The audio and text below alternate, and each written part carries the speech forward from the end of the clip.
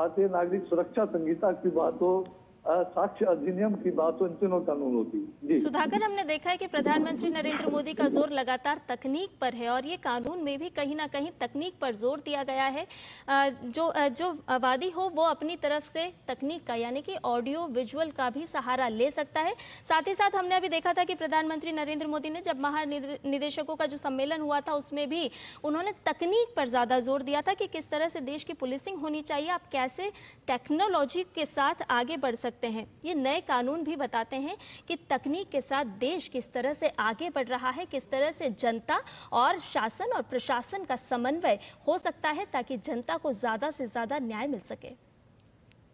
बिल्कुल। और देखिए, मैं पीएम मोदी की बात को आगे बढ़ाना चाहूंगा। उन्होंने कहा था कि आज व्यवस्था को डंडे से नहीं बल्कि डेटा से चलाने की जरूरत है। तो हमारे पास ये पूरी जानकारी होनी चाहिए कि कहाँ अगर ज्यादा अपराध हो रहे हैं, किस तरह के अपराध हो रहे हैं और उनसे निपटने के लिए कैसे हम आगे बढ़ सकते हैं। उसमें तकनीक का सबसे ज्यादा सहारा कैसे लिया जा सकता है। अभी भुवनेश्वर में पुलिस महानिदेशकों का सम्मेलन हुआ था, उसमें भी खासतौर से आज नए जमाने के अपराध हो, चाहे साइबर अपराध हो या फिर जिस तरह से डीप फेक का इस्तेमाल किया जा रहा है, तो उन तमाम चीजों से निपटने की किस तरह की व्यवस्था हो सकती है और उसके प्रावधान भी इन तीनों नए कानूनों में मिलते हैं। तकनीक की ही अगर बात की जाए तो किस तरह से उन तमाम चीजों को आज ई साक्ष्य के जरिए अगर कोई भी घटना होती है तो ई साक्ष्य ऐप में उसके बारे में जो तमाम वीडियो एविडेंस है उसको दर्ज किया जा सकता है। उससे कभी कोई उसका एक सेपरेट क्लाउड स्टोरेज होगा और उससे कभी छेड़छाड़ नहीं किया जा सकता है। न्याय सेतु जो ऐप है वो इंटर ऑपरेबल बनाता है इस पूरे सिस्टम को। चाहे अगर आप फॉरेंसिक लेबोरेटरी जांच के लिए किसी साक्ष्य को भेज रहे हैं तो उसको तय समय सीमा के भीतर न सिर्फ जांच पूरी करनी पड़ेगी बल्कि पुलिस को रिपोर्ट आने का इंतजार नहीं करना पड़ेगा। वो ऑनलाइन ही उस रिपोर्ट को पुलिस देख सकेगी, न्यायालय की व्यवस्था उस रिपोर्ट की देख सकेगी। न्याय सूची के जरिए आज आपको किसी कैदी को कहीं ले जाने की जरूरत नहीं है। आप सीधे जेल से कोर्ट में वीडियो कॉन्फ्रेंसिंग के जरिए वो हियरिंग संभव हो पाएगी और उसको एक कानूनी मान्यता भी मिलती है। तो इस तरह की जो ई सम्मन की व्यवस्था है, तो ये इस तरह की व्यवस्था है जो नए जमाने की तकनीक है उसका अनुसरण किया गया है। तो साथ ही साथ जो आज के जमाने की जो सर्वर लॉग्स हैं और इस तरह की जो तमाम चीजें हैं उन व्यवस्थाओं को भी साक्ष्य अधिनियम में जगह दी गई है। तो निश्चित तौर पर जो अगले 15-20 सालों में जिन चुनौतियों का सामना कर सकता है देश का क्रिमिनल जस्टिस सिस्टम, और खास तौर पे हम जब आज एस्पायर कर रहे हैं कि भारत दुनिया की तीसरी सबसे बड़ी अर्थव्यवस्था बने, हम जानते हैं कि इसमें चुनौतियां भी, चाहे आंतरिक जो चुनौतियां हों या बाहरी ताकतों की तरफ से मिल रही चुनौतियां हैं वो बढ़ेंगी। जब भारत विकसित भारत बनने का सपना देख रहा है 2047 तक, तो ये चुनौतियां सामने आएंगी। लेकिन उन चुनौतियों से निपटने में एक बहुत बड़ा हथियार ये तीनों नए कानून साबित होने वाले हैं। ये नए भारत के नए कानून एक सुरक्षित समाज भी बनाएंगे और विकसित भारत भी बनाएंगे। सुधाकर, हम ये भी देखते हैं कि नए भारत की जो ये विकास यात्रा है इसमें आतंकवाद को लेकर के लगातार पुरजोर तरीके से, चाहे वो राष्ट्रीय मंच हो या अंतर्राष्ट्रीय मंच हो, प्रधानमंत्री नरेंद्र मोदी ने आवाज बुलंद की है। आतंकवाद को जीरो टॉलरेंस की नीति के तहत आगे बढ़ाया गया है कि आतंकवाद बिल्कुल भी स्वीकार नहीं किया जाएगा। और ये जो 3 नए आपराधिक कानून है इसमें भी पहली बार आतंकवादी शब्द को परिभाषित किया गया है। साथ ही साथ हम देखते हैं कि राजद्रोह जो है उसको देशद्रोह की श्रेणी में लिया गया है। इन तमाम चीज़ों को कैसे देखते हैं आप? जो नए आपराधिक कानून है उसमें किस तरह से वो सारी नई चीजें जिससे भारत की जो विकास यात्रा है वो राष्ट्रीय मंच पर तो और अंतर्राष्ट्रीय मंच पर भी आगे बढ़ेगी और सुदृढ़ होगी।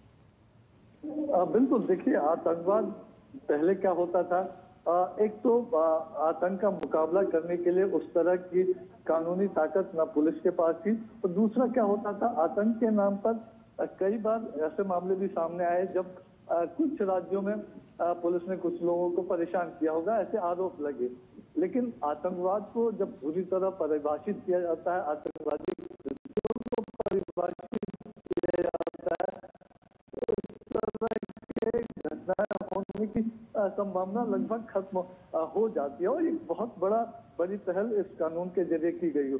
और ये इसको इस बात से भी जोड़कर देखा जाना चाहिए कि मोदी सरकार के कार्यकाल में ही हमने जो इंडिविजुअल टेररिस्ट को टेररिस्ट डिक्लेयर करने की बात की थी और आतंकवादी घटनाओं की जांच के लिए एनआईए देश के बाहर जाकर भी जांच कर सके, ये ताकत दी थी कानूनी बदलावों के जरिए। तो उसमें एक और पड़ाव, एक बड़ा पड़ाव आतंकवाद को, आतंकी कृत्यों को परिभाषित करना है। इसके साथ साथ ही देखिए मॉब लिंचिंग जैसे अपराध है उसको परिभाषित किया गया और उसके लिए आजीवन कारावास से लेकर मौत तक की सजा के सख्त प्रावधान किए गए हैं।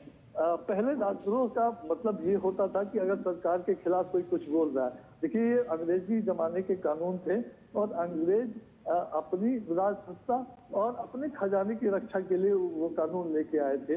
लेकिन बाद में कई सरकारों ने उसका दुरुपयोग किया और उसको खत्म किया है मोदी सरकार ने, मौजूदा सरकार ने। अब राजद्रोह की बात नहीं होगा। अगर सरकार के खिलाफ आप बात करना चाहते हैं तो आप कर सकते हैं, उसके लिए आप पर कोई मुकदमा नहीं लगा सकता। लेकिन आप जब देश के खिलाफ कदम उठाएंगे, देश के खिलाफ साजिश करेंगे तो जरूर उसके लिए प्रावधान जोड़े गए हैं। देशद्रोह के अपराध को और भी ज्यादा सख्त सजा मिले देशद्रोह करने वालों को, उसकी जरूर व्यवस्था की गई है। तो इस तरह के जो नए प्रावधान हैं, निश्चित तौर पर आने वाले समय में जो भारत की चुनौतियां हैं, जो क्रिमिनल जस्टिस सिस्टम में जो सामने आ सकती हैं, उसको ध्यान में रखते हुए ये बदलाव किए गए हैं।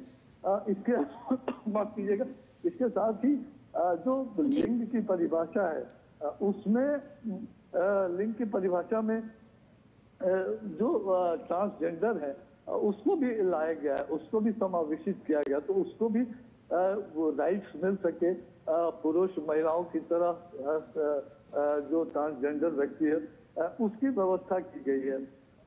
जो सभी कानूनी कार्रवाई जो है इलेक्ट्रॉनिक मोड में हो सके, इलेक्ट्रॉनिक रूप से संचालित हो सके, उसमें चाहे पीड़ित हो चाहे गवाह हो, उसकी सुविधा। आप देखिए क्या होता है कि कहीं दूर किसी गवाह को गवाही देने के लिए जाना है, पीड़ित को या बार बार आने की परेशानी, इस तरह की परेशानियों से उसको बचाया जा सकता है। तो आप देखिए किस तरह से स्पीड से काम हो सकेगा और उसकी वजह से तारीख पर तारीखें बढ़ती रहती हैं। तो वो अब तारीख पर तारीख का जमाना बदले, उसमें ये बहुत बड़ा मददगार साबित होने वाला है ये तीनों नए कानून। जी जी, आपसे ये भी जानना चाहेंगे कि भगोड़े अपराधियों की बात हो या फिर भाषा पर जोर देने की बात हो, ये तीन जो नए आपराधिक कानून हैं ये इस तरफ भी इशारा करते हैं कि भगोड़े अपराधी होंगे, किसी भी श्रेणी में वो अपराधी हैं तो वो उनकी संपत्ति जब्त की जाएगी और साथ ही साथ अगर वो अनुपस्थित हैं, यानी कि अगर वो देश से भी भाग गए हैं तो भी उनके खिलाफ मुकदमा चलेगा। यानी कि जिस तरह की परिस्थितियां देश में लगातार बन रही थी उसको लेकर के भी ये कानून बताते हैं कि ऐसा नहीं है कि आप अपराध करेंगे और उसके बाद आप किसी और देश में जाकर के शरण ले लेंगे लेकिन भारत आपको माफ कर देगा। तो ये जो आधुनिक कानून है, जो आधुनिकता की तरफ बढ़ रहे हैं, ये उसी तरफ शायद इशारा करते हैं। बिल्कुल सही कहा आपने। और पहले जो बहुत ही कम ऐसे मामले थे जिसमें किसी व्यक्ति को प्रोक्लेम ओफेंडर या फिर भगोड़ा घोषित किया जा सकता था, लेकिन उसका दायरा अब बढ़ाया गया। 100 से ज्यादा ऐसे अपराधों की श्रेणी तय की गई है जिसमें अगर कोई व्यक्ति पेश नहीं हो रहा है, बहुत बार समय जाने के बावजूद भी, और वो देश से भागता है तो उसको भगोड़ा घोषित किया जा सकता है। और उसकी अनुपस्थिति में जो सीजर की कार्रवाई है उसके खिलाफ कानूनी कार्रवाई, फैसले की बात हो, उसको आगे बढ़ाया जा सके। तो ये बहुत बड़ा कह सकते हैं माइलस्टोन स्टेप। दूसरा, हम लगातार बात कर रहे थे कि किस तरह से ये ह्यूमन सेंट्रिक, विक्टिम सेंट्रिक बनाया गया है। जो महिलाएं हैं, 15 वर्ष से कम आयु के जो बच्चे हैं, 60 वर्ष से आयु के ज्यादा जो लोग हैं, जो सीनियर सिटीजन हैं हमारे, जो विकलांग है या गंभीर बीमारी से ग्रस्त लोग हैं, तो उनको पुलिस स्टेशन में जाने की छूट भी मिलती है इस कानून के जरिए। चाहे किसी वजह से हो सकता है एविडेंस रिकॉर्ड करने के लिए, पूछताछ के लिए बुलाया जाना, तो उनको इससे छूट मिलेगी। तो ये एक बड़ा प्रावधान है। हम बात कर ही रहे थे कि एक नया अध्याय महिलाओं बच्चों के खिलाफ अपराधों को लेकर भारतीय न्याय संहिता में एक नया अध्याय अलग से जोड़ा गया है। महिलाओं और बच्चों के खिलाफ विभिन्न अपराधों को अब इस न्याय संहिता में लिंग तटस्थ भी बनाया गया है। मतलब सीधे कह सकते हैं कि लिंग की परवाह किए बिना, चाहे पुरुष हो, महिला हो, ट्रांसजेंडर हो, सभी पीड़ितों और अपराधियों को इसमें शामिल किया गया है। नए कानून में अगर अब क्या होता था पहले कि हर कानून में किसी बड़ी सजा का प्रावधान था, अब नए कानून में बहुत कोई छोटे मोटे अपराध हो उनको उनकी सजा जो है सामुदायिक सेवा हो सकेगी। बहुत छोटे एक कह सकते हैं एक तरह की वार्निंग देकर छोड़ देना, कोई अगर सुधरना चाहता है तो उसके लिए भी इसमें व्यवस्था की गई है। तो एक बहुत ही प्रोग्रेसिव सोच के साथ ये कानून बनाया गया है। कई अपराधों में हो सकता है जेल की आवश्यकता ना हो, सिर्फ जुर्माने से काम चल जाए, इस तरह की सोच। तो हमको अपने जेलों को नहीं भरना है, लोगों को न्याय देना है, लोगों तक न्याय जल्दी पहुंचाना है। और ये जो 1 करोड़ से ज्यादा जो कैदी आज देश भर की जेलों में है, उस तरह की व्यवस्थाएं ना पनपे, लोगों को ट्रायल की तारीख ना मिले, इस तरह की व्यवस्था ना हो, इन नए कानूनों से ही वो संभव हो सकेगा। जी सुधाकर, आपसे ये भी जानना चाहेंगे कि चंडीगढ़ के लिए तो आज बेहद ही महत्वपूर्ण दिन है ही, लेकिन किस तरह से बाकी राज्यों के लिए भी एक आदर्श के रूप में केंद्र शासित प्रदेश चंडीगढ़ देखने को मिलेगा, जिस तरह से तीनों नए आपराधिक कानूनों की सफलता के पायदान पर चंडीगढ़ पहुंचा है। बिल्कुल, देखिए अब जब चंडीगढ़ ने करके दिखाया है, 100% इम्प्लीमेंटेशन करके दिखाया। आप देखिए आज देश के लगभग 100% पुलिस थाने वो कंप्यूटराइज हो चुके हैं। इन 100% थानों में आप 0 FIR कर सकते हैं, वो इंटर ऑपरेबल भी बन चुके हैं। CCTNS जो crime and criminal tracking and networking system के जरिए इसको जोड़ा गया है। आज आप देश में कहीं भी अपराधी छुपा हो या किसी जेल में बंद हो, उससे जो न्याय सूची के जरिए उसकी उस कोर्ट उससे पूछताछ कर सकती है, बातचीत कर सकती है। फिंगर प्रिंटिंग का हमारे यहाँ एक बहुत बड़ा डेटाबेस है। तो ये तमाम चीजें हैं। निश्चित तौर पर आज चंडीगढ़ ने जो करके दिखाया है, बहुत ही कम वक्त में मुझे लगता है कि जिस तरह से आज पुलिस का भी इंटरेस्ट बना है, जो सरल भाषा में ये कानून आए हैं, और सिर्फ हिंदी या अंग्रेजी नहीं बल्कि 8वीं अनुसूची की जो भारतीय भाषाएं हैं, उन भाषाओं में भी जो ट्रेनिंग की व्यवस्था या FIR लिखने की व्यवस्था, शिकायत करने की व्यवस्था, वो तमाम व्यवस्थाएं दी गई हैं। और उसकी वजह से मुझे लगता है कि बहुत कम वक्त में आने वाले समय में हर राज्य, हर केंद्र शासित प्रदेश इसको 100% इम्प्लीमेंट कर पाएगा। और जिस तरह से चंडीगढ़ में 5 महीने में ही कन्विक्शन दिलाने की, जो सजा दिलाने की शुरुआत हुई है, FIR से लेकर न्यायालय से सजा मिलने तक, तो उस तरह की परिस्थितियां हर राज्य में पैदा होंगी। जी सुधाकर, आज के कार्यक्रम का जो विषय की अगर बात करें तो सुरक्षित समाज विकसित भारत, दंड से न्याय तक, साफ तौर पर बताता है कि किस तरह से सुरक्षा प्रदान करने का ध्येय है प्रधानमंत्री नरेंद्र मोदी का, कि समाज में सुरक्षा का भाव पैदा हो, विकसित भारत की जो यात्रा है लगातार आगे बढ़ती रहे। वहीं भारत की संप्रभुता की बात करें, एकता की बात करें और अखंडता को खतरे में डालने की जो भी साजिशें हुई, उसके खिलाफ ये कानून कहीं ना कहीं कड़े तौर पर सामने आए हैं। बिल्कुल बिल्कुल, देखिए भारत की एकता, अखंडता को ये कानून सुनिश्चित करता है। ये कानून जो दंड प्रणाली से एक न्याय प्रणाली की तरफ पूरी व्यवस्था को लेकर जाता है।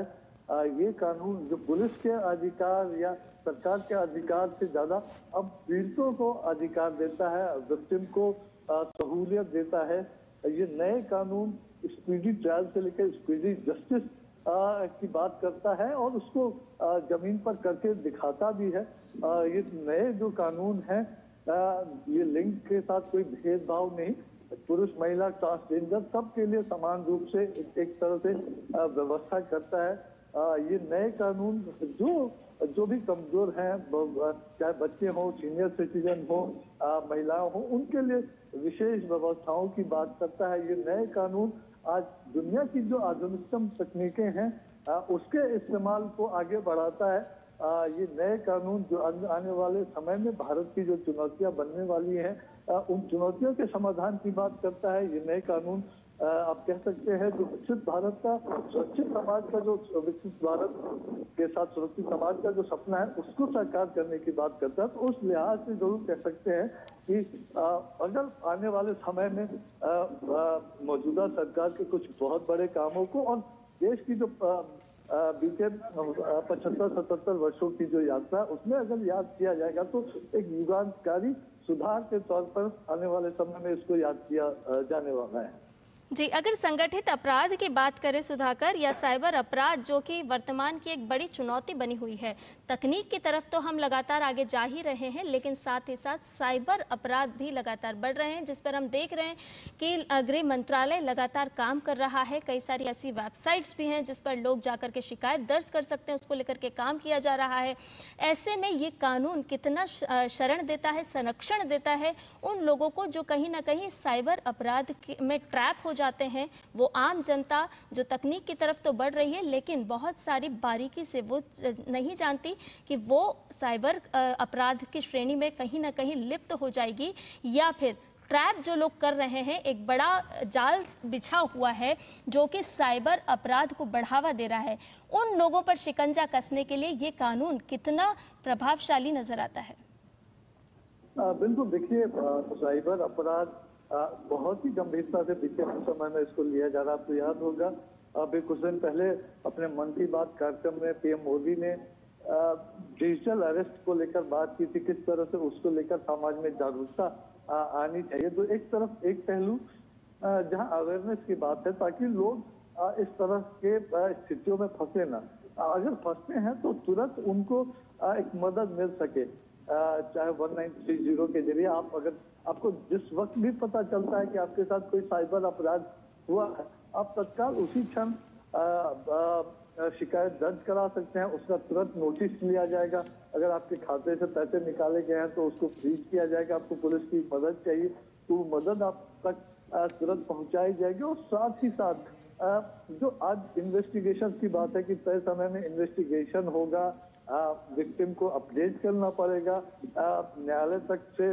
सजा दिलाने की व्यवस्था होगी। तो जो आज डिजिटल एविडेंसेस है उसको काफी प्रमुखता दी गई है, कानून में जगह दी गई है, जो पहले मुमकिन नहीं था। तो नए जमाने के जो अपराध हैं, साथ ही साथ संगठित अपराध, खासतौर से चाहे वो मानव तस्करी की बात हो, आतंकी संगठनों की बात हो, इस तरह के जो संगठित अपराध हैं उसके लिए कठोर पनिशमेंट की बात की गई है। और उसके लिए हम जानते हैं कि हमारे विशेष रूप से एनआईए जैसी एजेंसीज भी हैं, इस तरह के मामलों की बहुत प्रमुखता से जांच कर रही हैं। उनका 90% से ज्यादा कन्विक्शन रेट भी है। तो निश्चित तौर पर एक बहुत युगांतकारी बदलाव इन कानूनों के लागू होने के बाद इस तरह की स्थितियों से निपटने में जो मदद मिलने वाली है। जी सुधाकर, आपसे ये भी जानना चाहेंगे कि जिस तरह से प्रधानमंत्री नरेंद्र मोदी का टाइमलाइन पर बहुत जोर रहता है, अगर वो कोई भी समाज के उत्थान के काम हो, जिस तरह से हम देखते हैं कि शिलान्यास करते हैं, उद्घाटन करते हैं, उसी तरह से अगर हम उसको अगर दूसरे नजरिए से भी देखें तो आरोप पत्र में भी टाइमलाइन पर जोर दिया गया है। ये जो 3 नए कानून है, आपराधिक कानून, ये बताते हैं कि आपको टाइमलाइन का तो ध्यान रखना होगा कि अगर आप एफआईआर दर्ज कर रहे हैं तो कितने दिनों में आपको उस पर काम करना होगा।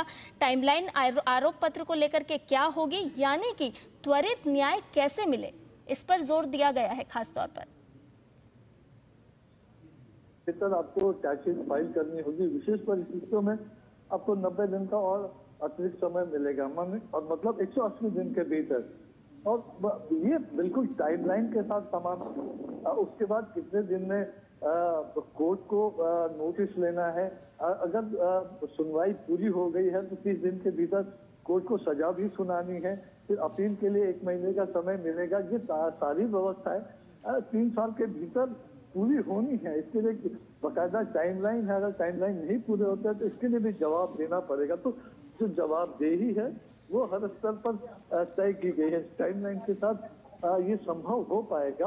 उसकी वजह से ये जो है कन्विक्शन रेट बढ़ेंगे। हम जानते हैं कि अमूमन अपराध इसलिए भी होते हैं कि कई बार लोगों को लगता है कि हम किसी वजह से, क्योंकि साक्ष्य चित्र इकट्ठे नहीं हुए, क्योंकि अदालतों से हम तारीख पर तारीख लेकर निकल जाएंगे, या फिर कानून में इस तरह के लूप होल्स हैं कि उसकी आड़ लेकर हम बच सकते हैं। लेकिन अब ये तमाम चीजें संभव नहीं हो पाएंगी, तो उस वजह से ये आज मुमकिन हो रहा है कि एक पूरा क्रिमिनल जस्टिस सिस्टम आज हमारा बदल रहा है। चलिए, संगठित अपराधों को लेकर के किस तरह से देखते हैं सुधाकर आप इस पूरे कानून को? छोटे अपराध हो, पॉकेट चोरी हो या फिर चोरी हो या संगठित अपराध हो, उस पर किस तरह से शिकंजा कसता है ये कानून? माफ कीजिएगा, आप अपना दो सवाल दोहराएंगे? जी सुधाकर, आपसे ये जानना चाहेंगे कि छोटे अपराध हों या बड़े अपराध हों, ये जो नए कानून हैं वो किस तरह से शिकंजा कस रहे हैं, यानी कि अगर पॉकेट चोरी भी आपने की है तो उस पर किस तरह से न्याय मिलेगा? संगठित अपराध जिस तरह से किए जाते हैं, भले ही वो अपराध की श्रेणी छोटी हो, बड़ी हो, किस भी तरह की हो, लेकिन जो संगठित अपराध किए जाते हैं उन पर किस तरह से शिकंजा कसते हैं ये कानून? देखिए, आज बहुत सारी स्थितियां हैं। आप देखें कि कोई छोटे अपराधों के लिए आप इस तरह की कहानी आपके सामने आती होंगी कि कोई 30 साल से जेल में पड़ा है क्योंकि उसको तारीख नहीं मिली या कोई वकील नहीं मिला। वो सजा से, अपनी सजा जो उस अपराध में होती है उससे दोगुनी तिगुनी सजा पूरी कर चुका है। तो इस तरह की जो स्थितियां हैं वो नहीं बनेंगी। अगर बहुत छोटा अपराध है तो हो सकता है उसको सिर्फ सामुदायिक सेवा करनी पड़े, हो सकता है कि जुर्माने से उसका काम चल जाए या जुर्माने के साथ बहुत छोटी सी सजा उसको मिले। उसके लिए बहुत बार अदालतों के चक्कर लगाने की जरूरत नहीं पड़ेगी या फिर कोई मामला एडजॉर्न करने की मांग भी नहीं करेगा।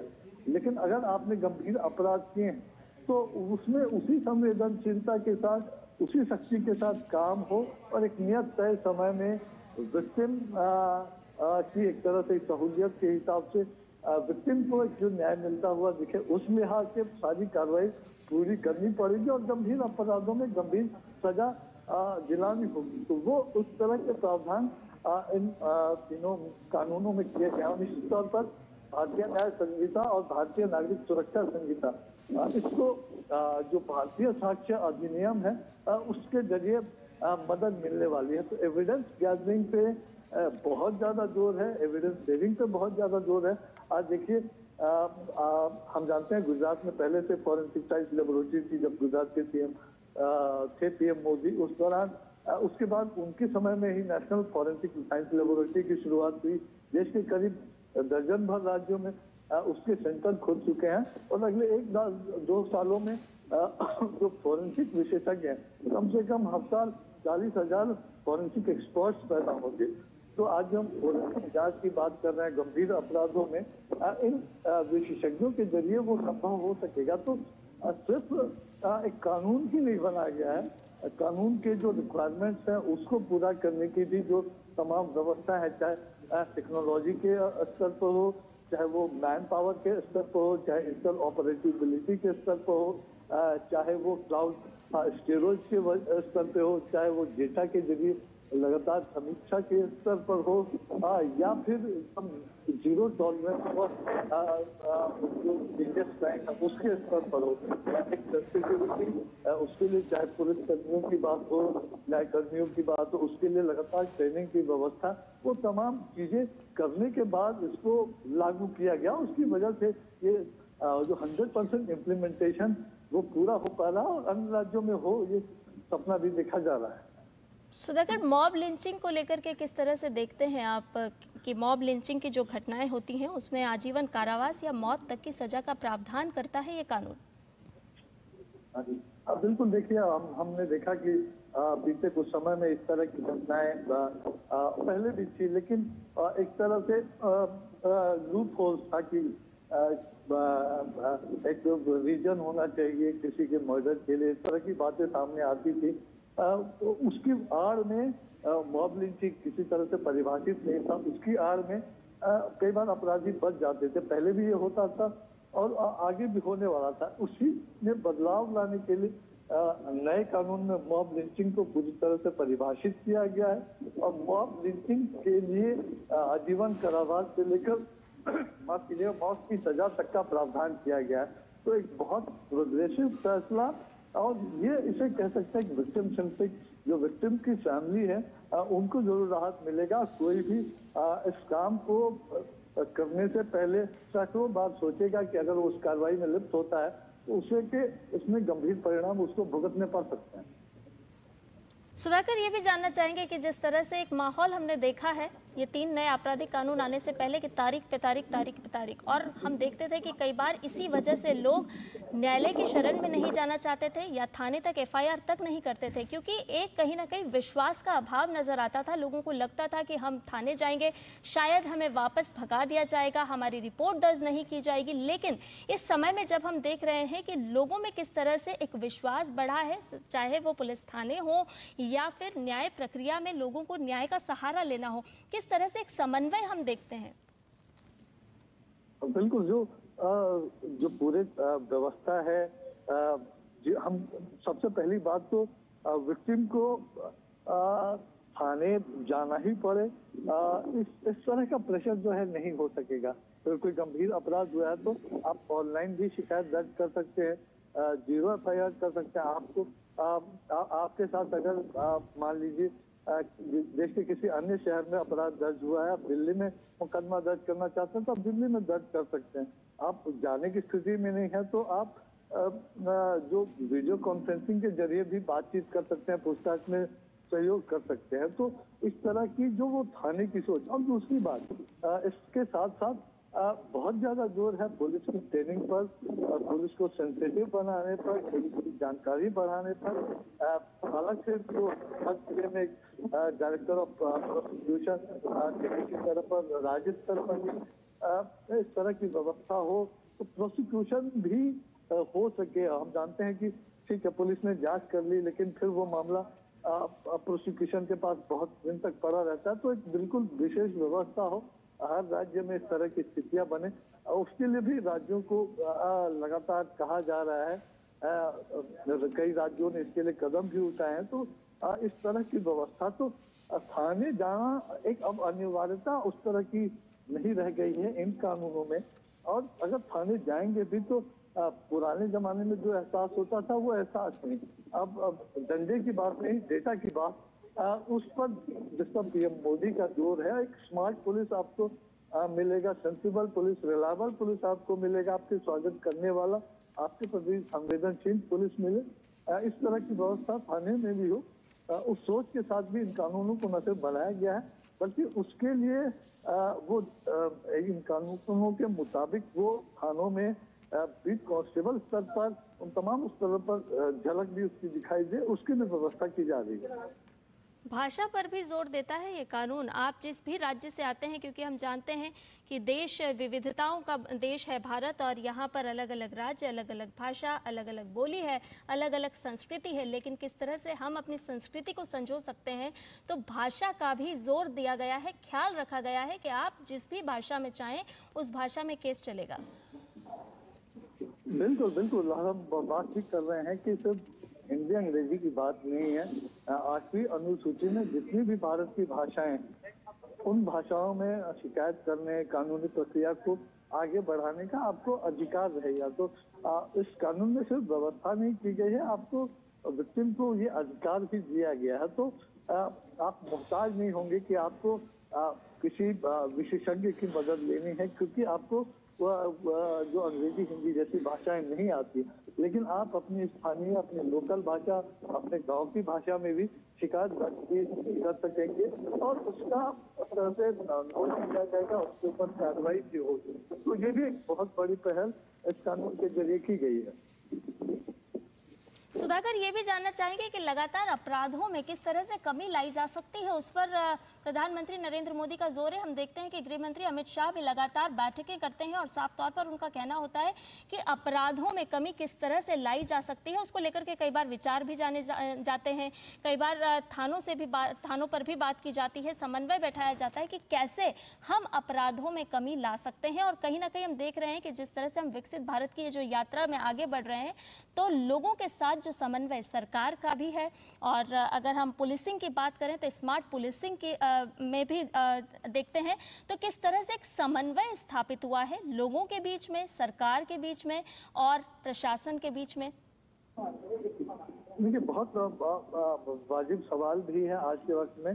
पहली बात तो ये होगा कि आप जब सरलता से आप अपने मामले दर्ज करा सकते हैं तो लोग मामले दर्ज कराएंगे। अगर वो किसी भी तरह से विक्टिमाइज हुआ है, उसको परेशान किया गया है, उसके साथ अपराध किया गया है, तो वो एक बार भी नहीं सोचेगा कि उसको मामला दर्ज कराना है। तो हो सकता है कि शुरुआत में लगे कि कुछ मामले बढ़े, लेकिन इसमें उत्तरोत्तर कमी भी आएगी। कमी क्यों आएगी? क्योंकि आपको एक स्पीडी ट्रायल मिलेगा, एक आपको स्पीडी जस्टिस होगा आपके साथ, क्योंकि स्पीडी इन्वेस्टिगेशन हुआ है, आपके एविडेंस पुख्ता है और एविडेंस सुरक्षित है, उससे कोई छेड़छाड़ नहीं कर सकता। आपको लगातार इन्वेस्टिगेशन से अपडेट मिलती रहेगी। आपको हमेशा थाने के चक्कर लगाने की जरूरत नहीं पड़ेगी। कभी फॉरेंसिक वजहों से, कभी गवाह अदालत नहीं पहुंच पाया, इन वजहों से आपके मुकदमे में देरी नहीं होगी। तो ये जो प्रक्रिया है, हो सकता है पहले लगे कि ज्यादा मुकदमे, लेकिन बाद में जब सजा मिलने लगेगी, लोगों को अपराधों की वजह से, जो लूप होल की वजह से जो अपराधी बच जाते थे, उन वजहों से जब नहीं बच सकेंगे, तो निश्चित तौर पर एक डेटरेंट समाज के भीतर भी पैदा होगा और अपराध करने से पहले कोई 100 बार जरूर सोचेगा। उस तरह की व्यवस्था इस कानून में की गई।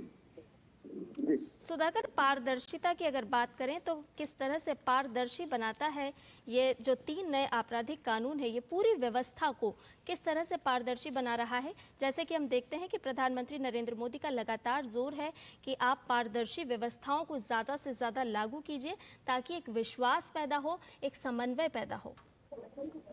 बिल्कुल, ये बहुत बड़ी बात है। और देखिए, पहले क्या होता था, आपने कोई शिकायत दी और शिकायत पर पता चला पुलिस स्टेशन में किसी जगह कुछ मुहर लगा दिया, कुछ हस्ताक्षर कर दिए, लेकिन वो एफआईआर में कन्वर्ट ही नहीं हुआ। लेकिन आज तो आपके पास ताकत है, आप 0 एफआईआर कर सकते हैं, देश में किसी भी जगह से, किसी भी हिस्से से कर सकते हैं, ऑनलाइन भी कर सकते हैं। और ऑनलाइन ये एफआईआर करते ही जवाबदेही अब पुलिस की हो जाएगी। पुलिस को एक तय समय सीमा में उसको एक तरह से उसको नोट लेना है, उसको इन्वेस्टिगेट करना है, उसके लिए चार्जशीट फाइल करनी है। तो वो तमाम व्यवस्थाओं में सिर्फ पुलिस को काम कदम उठाने हैं, बल्कि विक्टिम को लगातार अपडेट करते भी रहना है। विक्टिम के लिए भी जो पहले दौड़ भाग की जरूरत, वो तमाम चीजें बचेंगी। तो उसकी वजह से जरूर एक कह सकते हैं कि एक victim centric criminal justice system वो एक तरह से विकसित हो रहा है आज देश में। और इसके आने वाले समय में परिणाम जरूर मिलेंगे, एक अपराध मुक्त समाज की तरफ, एक सेंसिटिव समाज की तरफ, एक ऐसा समाज जहाँ 0 टॉलरेंस फॉर हीनियस क्राइम्स है, उस समाज की तरफ हम बढ़ सकेंगे। तो एक सुरक्षित समाज का जो सपना है और उसके जरिए विकसित भारत का सपना है, वो पूरा हो सकेगा। सुधाकर, निश्चित तौर पर हम परिवर्तन तो समाज में देख ही रहे हैं। जब से ये नए 3 आपराधिक कानून लागू हुए हैं 2024 के बाद से अभी तक की अगर हम यात्रा देखें जुलाई के बाद की, तो देखने में आ रहा है कि अपराधों पर नियंत्रण तो कहीं ना कहीं हुआ है। बिल्कुल बिल्कुल, देखिए, और अगर कोई भी मामला, सिर्फ अपराधों पर नियंत्रण भी नहीं हुआ है, बल्कि अगर कोई भी मामला सामने आता है तो एक सुमोटो नोटिस आज पूरी व्यवस्था में लिया जा रहा है, उसके लिए एक्शन लिया जा रहा है। हमने पीएम मोदी को कई बार सुना है, उन्होंने लगातार चाहे खासतौर से महिलाओं और बच्चों के खिलाफ होने वाले अपराधों को लेकर उन्होंने लगातार संवेदनशीलता जताई है। गृह मंत्री के स्तर पर भी लगातार राज्यों के साथ बातचीत, उनको एक तरह से प्रेरित करना, उनको पूरे तंत्र में बदलाव लाने के लिए कहना, उसकी लगातार समीक्षा करना। हम बात ही कर रहे थे कि आप देखिए, इस कानून को लाने से पहले 150 बार गृह मंत्री ने समीक्षा बैठक अकेले बुलाई थी। 158 बार अगर एग्जैक्ट में अगर उसकी गिनती कहूँ, हर स्टेक होल्डर से बातचीत करना। और आज सरकार में सुनवाई की जगह है। आज अगर आप कोई सुझाव देना चाहते हैं, अगर कोई बात रखना चाहते हैं, बहुत सारे मंच हैं। एक तरह से डायरेक्ट संवाद जो है आज पीएम मोदी के नेतृत्व में सरकार आप लोगों से, आम जनता से कर रही है। तो निश्चित तौर पर इसका एक असर एक पूरे तंत्र पर पड़ता है। और आज कोई अपराध करके बच जाएगा, उस सोच के साथ वो नहीं रह सकता। उसको जल्दी पता चल जाएगा कि उसको अगर गंभीर अपराध किया तो जरूर और एक बड़ी सजा मिलेगी। तो उस तरह की एक व्यवस्था पूरे देश में आज विकसित हो रही है। यानी साफ तौर पर हम देखते हैं कि औपनिवेशिक काल की जो बेड़ियां थी उन्हें तोड़ करके कहीं ना कहीं अब हम आगे बढ़े हैं और जहां जहां सुधार की आवश्यकता हम महसूस करते हैं तो प्रधानमंत्री नरेंद्र मोदी का फोकस लगातार उन चीज़ों पर रहता है कि हम कैसे सुधार करके तकनीक का सहारा लेकर के आगे बढ़ सकते हैं। बिल्कुल बिल्कुल। और देखिए, तकनीक का इस्तेमाल हो, एक पूरी जो है सरलीकृत व्यवस्था बनाई गई है। कानूनी प्रक्रियाओं को सरल बनाया गया है ताकि उन्हें समझना, उनका पालन करना आसान हो सके, जिससे निष्पक्ष और सुलभ न्याय सुनिश्चित हो सके। नए कानून जो है, जो भी मामले सामने आता है उसके तेज और निष्पक्ष समाधान का वादा करता है। और तकनीक के हर पहलू, आप एविडेंस गैदरिंग में बात कर ले या फिर एप्लीकेशन में बात कर ले, जो क्रिमिनल जूरिस्प्रूडेंस है, क्रिमिनल जस्टिस सिस्टम है, उसमें तकनीक का इस्तेमाल, डिफरेंट जो ऐप्स की हम लगातार बात कर रहे थे, उन ऐप्स के जरिए CCTNS हो, क्लाउड स्टोरेज हो, नफी सिस्टम हो, इस तरह के सिस्टम्स के जरिए तो तकनीक का भरपूर इस्तेमाल। और तकनीक की जो चुनौतियां हैं वो कैसे आने वाली उस सोच के साथ इन पूरे कानूनों में बदलाव किए गए हैं। और यही वजह है कि आज इसको नए भारत का नया कानून कहा जा रहा है। और अगर 150 साल पुराने कानूनों के साथ अगर हम इस वक्त चलते तो निश्चित तौर पर जब हम दुनिया की तीसरी अर्थव्यवस्था बनने की बात सोच रहे हैं, आज जब हम हर क्षेत्र में भारत को विकसित बनाने की बात कर रहे हैं, तो जरूर उसमें हमारे लिए कई बाधाएं सामने आती है। लेकिन इन कानूनों के जरिए आप आम जनता को न्याय तो दिलाएंगे, दंड से न्याय प्रणाली तो स्थापित करेंगे ही, के लिए सेंसिटिव हो इस तरह की सोसाइटी बनाएंगे। लेकिन साथ ही साथ सुरक्षित समाज विकसित भारत जो आज की थीम है, उसको जरूर बहुत तेजी से आगे बढ़ाया जा सकेगा। और आज दिख रहा है, आप जो रिएक्शन यहाँ हमने लोगों से ही बात की, खासतौर से पुलिस कर्मियों से बात की, तो उन्होंने कहा कि जिस सरलता के साथ कानून को बनाया गया है, तो हमको एप्लीकेशन में उसको जमीन पर उतारने में कोई दिक्कत नहीं आई। और इसका फायदा आज विक्टिम को बहुत ज्यादा मिल रहा है और बहुत आसानी से तकनीक के जरिए जो पूरी कार्रवाई है हम उसको कर पा रहे हैं। और तकनीक के जरिए ही मतलब सभी चीजें सुरक्षित एक तरह से विक्टिम के नजरिए से देखे वो सुरक्षित हो रही है। और आने वाले समय में जब जो ई सम्मान की व्यवस्था हो, न्याय श्रुति मतलब कोर्ट की कार्रवाई भी इलेक्ट्रॉनिक तरीके से चलाई जा सके, ये तमाम व्यवस्थाएं और ज्यादा बढ़ेंगी, तो स्पीड जो है अपने आप जो पूरे जस्टिस सिस्टम में आएगा और उसका फायदा अंततः अपराध को कम करने में जरूर मिलेगा। सुधाकर, जिस तरह से आम जनता को तो ये कानून संरक्षण देते ही हैं, उनके फायदे के लिए, उनके लाभ के लिए इशारा करते ही हैं, लेकिन अगर हम पुलिसिंग की बात करें तो स्मार्ट पुलिसिंग में कितना मददगार है ये 3 कानून? जिस तरह से पुलिस को लेकर के काम किया जा रहा है, कैसे उनका विकास किया जा सकता है, उनके डेवलपमेंट को लेकर के कितने मददगार ये साबित हो रहे हैं? देखिए, बिल्कुल। और इन कानूनों को लागू करने से पहले संसद में इवन कह सकते हैं पास कराने से पहले वो सोच रखी गई, चाहे पुलिस को अवेयर करने की बात हो, पुलिस के ट्रेनिंग की बात हो, उनको पुलिस को सेंसिटिव बनाने की बात हो। और वो जो एक सोच थी कि पुलिस डंडे से सबको हाँका जा सकता है, उस सोच को खत्म किया जा रहा है, उस सोच को खत्म किया गया है। बीते दिनों आपको याद होगा कि पीएम मोदी साल 2014 में जब उन्होंने कमान संभाली थी पीएम पद की, और सबसे पहले जो पुलिस महानिदेशकों का सम्मेलन आयोजित हुआ था, मुझे लगता है गुवाहाटी में हुआ था, और उस सम्मेलन में उन्होंने स्मार्ट पुलिस की बात की थी।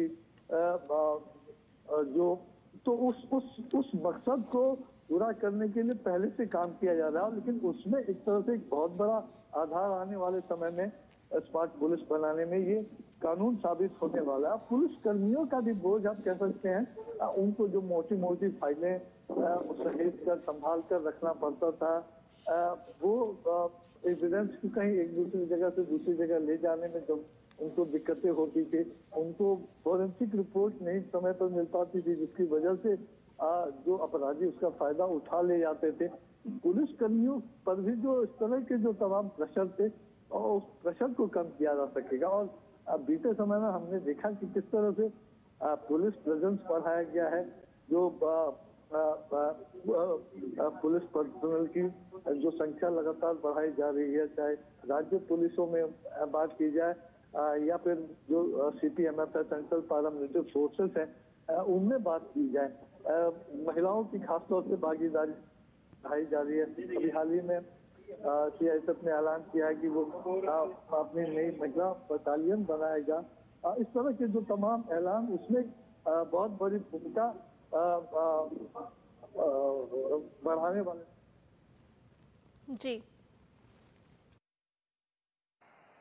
सुधाकर तमाम जानकारी हमसे साझा कर रहे थे चंडीगढ़ से। और आपको बताएं कि प्रधानमंत्री नरेंद्र मोदी पहुंच चुके हैं कार्यक्रम में। सहकारिता मंत्री, उनकी गरिमामयी उपस्थिति भी है। आप सभी से निवेदन है, आप सभी अपना स्थान ग्रहण करें। देवियों सज्जनों, नमस्कार। चंडीगढ़ प्रशासन द्वारा 3 नए आपराधिक कानूनों के सफल क्रियान्वयन को राष्ट्र को समर्पित किए जाने के इस कार्यक्रम में हार्दिक स्वागत, अभिनंदन है देश के यशस्वी प्रधानमंत्री और दुनिया के सर्वाधिक लोकप्रिय नेता माननीय श्री नरेंद्र मोदी जी का।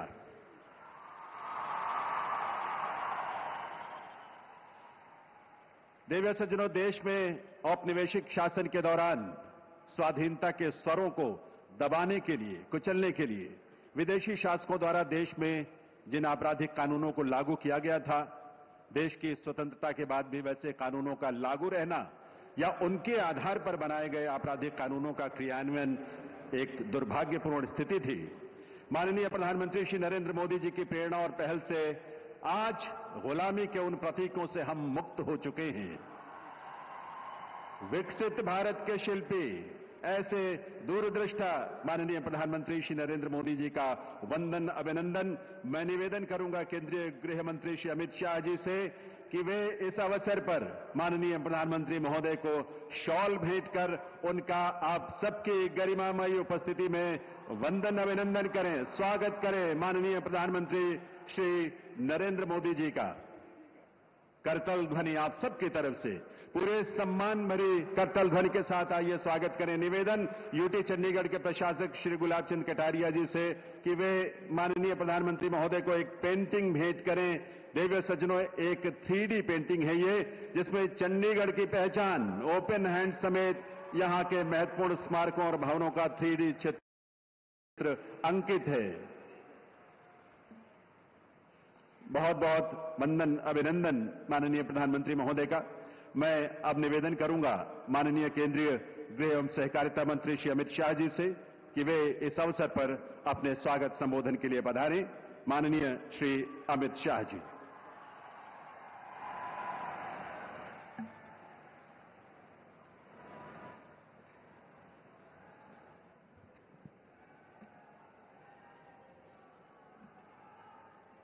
आज के इस ऐतिहासिक कार्यक्रम में मंच पर उपस्थित देश के सम्माननीय प्रधानमंत्री श्रीमान नरेंद्र मोदी जी, पंजाब के राज्यपाल और चंडीगढ़ के प्रशासक श्रीमान गुलाब चंद कटारिया जी, संसद में मेरे साथी श्रीमान सतनाम संधू जी, और आज पूरे देश को गुलामी की निशानी के क्रिमिनल जस्टिस सिस्टम से मुक्ति दिलाने के ऐतिहासिक अवसर पर उपस्थित सभी चंडीगढ़ के भाइयों बहनों को मेरा नमस्कार, प्रणाम। भाइयों बहनों, आज देश की आपराधिक कानून प्रणाली के लिए एक स्वर्णिम अवसर है। आज यह दिन हमारी क्रिमिनल जस्टिस सिस्टम में सुवर्ण अक्षरों से अंकित किया जाएगा, क्योंकि आज ही भारतीय न्याय संहिता, भारतीय नागरिक सुरक्षा संहिता और भारतीय साक्ष्य अधिनियम को पूर्णतया इंप्लीमेंट करने वाला देश का सबसे पहला यूनिट हमारा चंडीगढ़ बनने जा रहा है। इसलिए चंडीगढ़ वालों को बहुत बहुत बधाई। क्रिमिनल जस्टिस सिस्टम के पांचों स्तंभ पुलिस, जेल, न्यायपालिका, अभियोजन मतलब प्रोसिक्यूशन और एफएसएल, इसकी संपूर्ण रूप से आधुनिकीकरण करने के साथ आधुनिक कानूनों से लैस करने का काम समाप्त हो चुका है और आज पूरे विश्व के सबसे लोकप्रिय नेता श्रीमान नरेंद्र मोदी जी थोड़े ही समय में इसको देश को समर्पित करेंगे। हमारा चंडीगढ़ देश भर के सभी यूनिट्स में राज्य और केंद्र शासित प्रदेश में पहला प्रदेश बनेगा जहां ये पांचों स्तंभों में संपूर्ण आधुनिकीकरण समाप्त होकर हमारा न्यायिक काम आगे बढ़ जाएगा।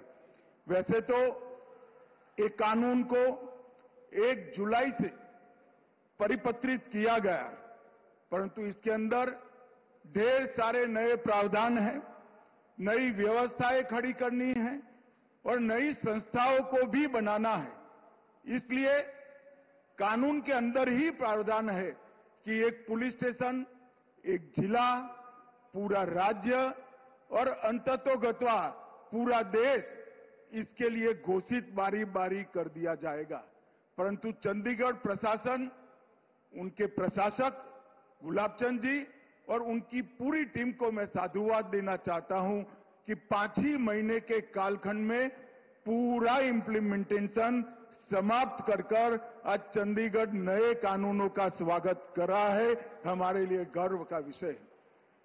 इसके पहले जो कानून थे 160 साल पहले बने, अंग्रेजों द्वारा बनाए गए, अंग्रेजों की पार्लियामेंट में बनाए गए और नागरिक की जगह अंग्रेजों के शासन की सुरक्षा के लिए बनाए गए। मोदी जी ये जो 3 कानून लेकर आए हैं, ये भारतीयों द्वारा बने, भारत की संसद में बने और भारत के नागरिकों को न्याय मिले, सुरक्षा मिले, इसके लिए बनाया गया है।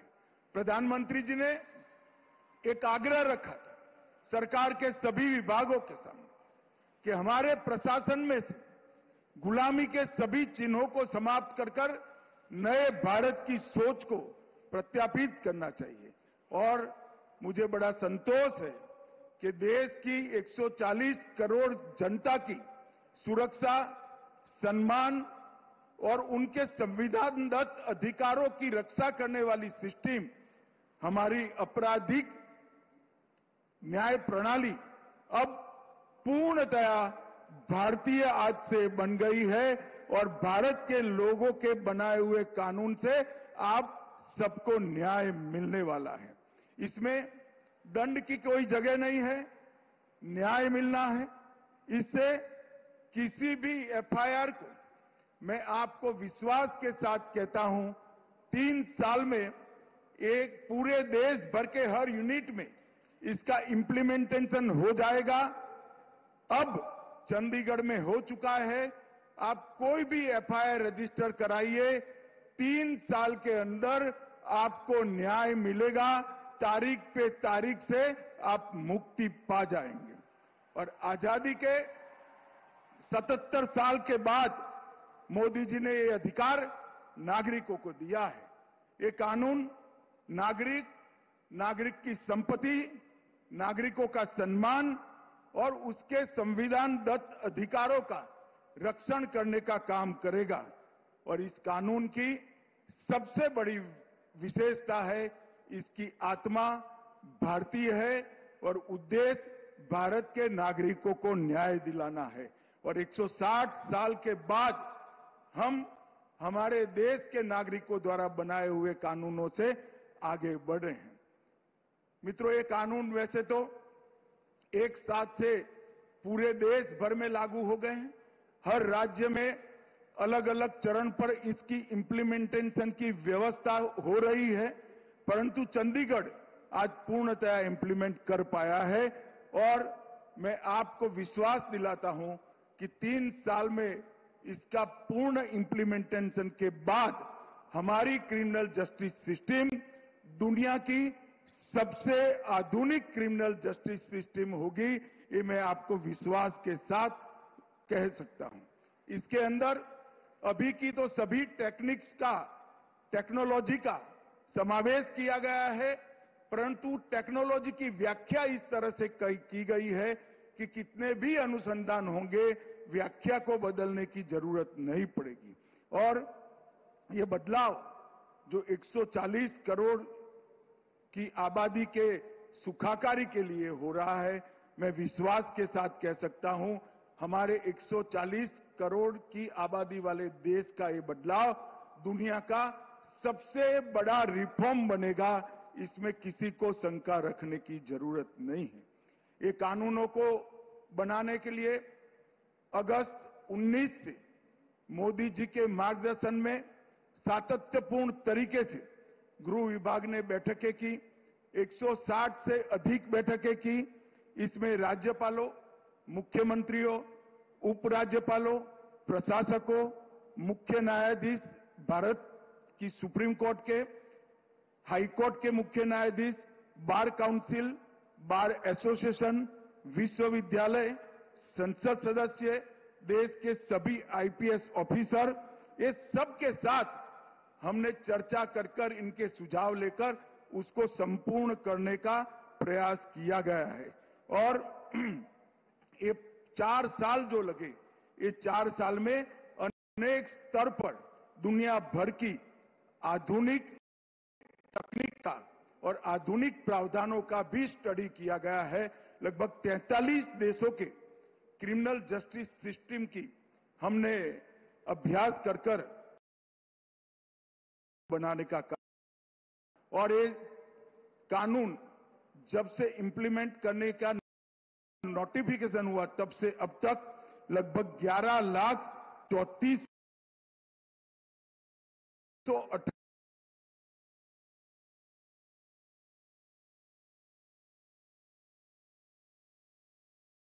ये कानूनों में तकनीक तो है ही है, एफएसएल को भी कंपलसरी किया गया है और आपके अधिकारों की सुरक्षा के लिए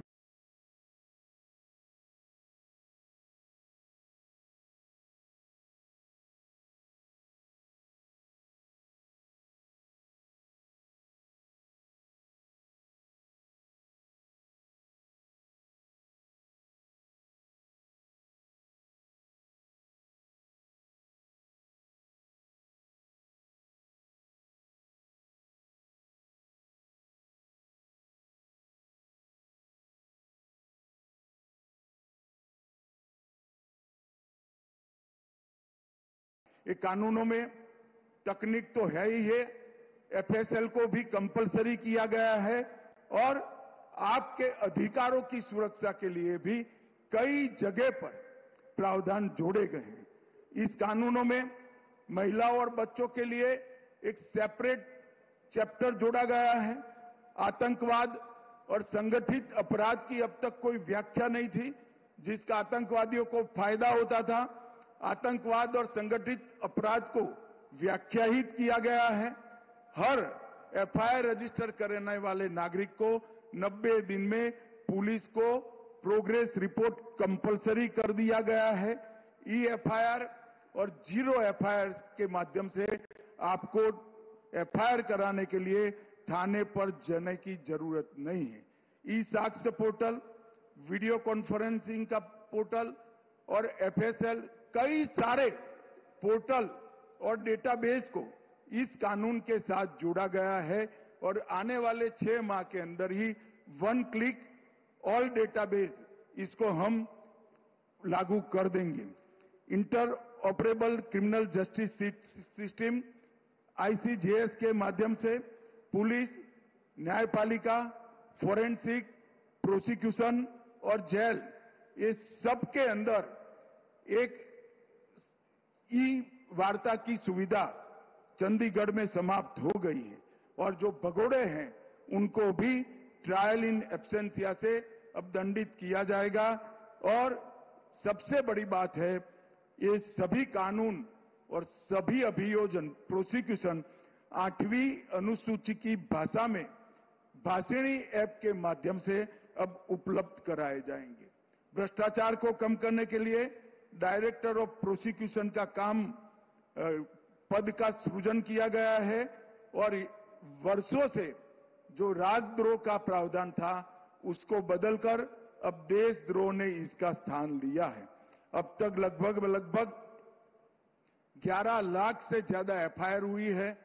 चंडीगढ़ वालों को बताने में मुझे आनंद है कि 4 ही महीने के प्रैक्टिकल 4 ही महीने के समय के अंदर उसमें से 9,500 केसों का जजमेंट आ गया है और उसका दोष सिद्धि का दर 85% से ज्यादा है।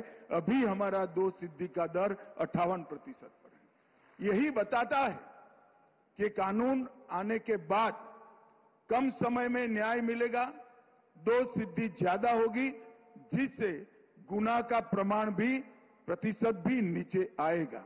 मैं फिर से एक बार प्रधानमंत्री जी का गृह मंत्रालय की ओर से सातत्यपूर्ण तरीके से मार्गदर्शन करने के लिए और उनके इतने लंबे सार्वजनिक जीवन का निचोड़ गृह मंत्रालय को एक कानून बनाने के लिए हमें मार्गदर्शन में मिला।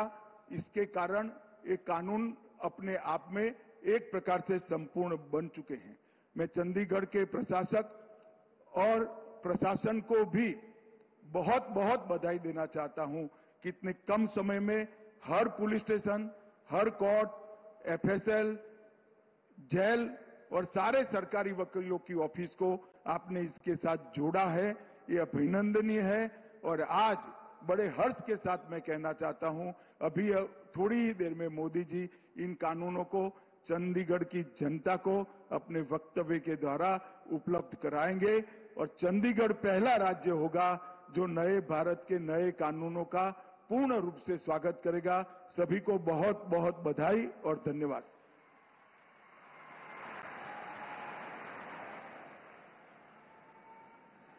बहुत बहुत आभार माननीय केंद्रीय गृह एवं सहकारिता मंत्री श्री अमित शाह जी का उनके स्वागत संबोधन के लिए। देवियों सज्जनों, दिसंबर 2023 में भारत की संसद द्वारा 3 नए आपराधिक कानून पारित किए गए थे, जिन्हें 1 जुलाई 2024 से पूरे देश में लागू किया जा चुका है। यूटी चंडीगढ़ ने मात्र कुछ ही महीनों में इन तीनों नए आपराधिक कानूनों के 100% क्रियान्वयन में सफलता हासिल की है। चंडीगढ़ के संदर्भ में नए कानूनों की इस यात्रा को हमने एक फिल्म में समेटने की कोशिश की है। आइए देखते हैं ये फिल्म।